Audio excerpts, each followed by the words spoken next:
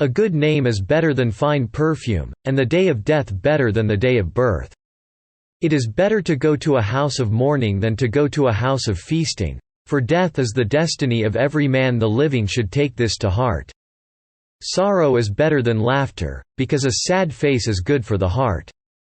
The heart of the wise is in the house of mourning, but the heart of fools is in the house of pleasure. It is better to heed a wise man's rebuke than to listen to the song of fools. Like the crackling of thorns under the pot, so is the laughter of fools. This too is meaningless. Extortion turns a wise man into a fool, and a bribe corrupts the heart. The end of a matter is better than its beginning, and patience is better than pride. Do not be quickly provoked in your spirit, for anger resides in the lap of fools. Do not say, "Why were the old days better than these?" For it is not wise to ask such questions. Wisdom, like an inheritance, is a good thing and benefits those who see the sun.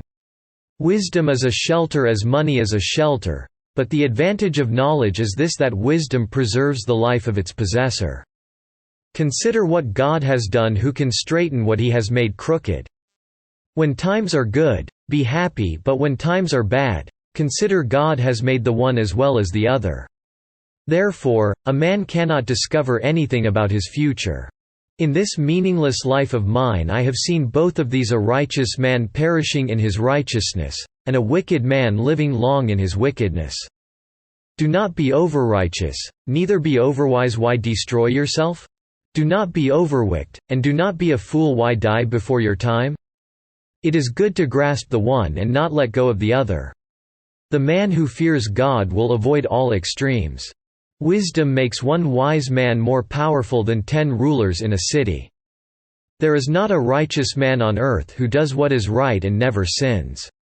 Do not pay attention to every word people say, or you may hear your servant cursing you.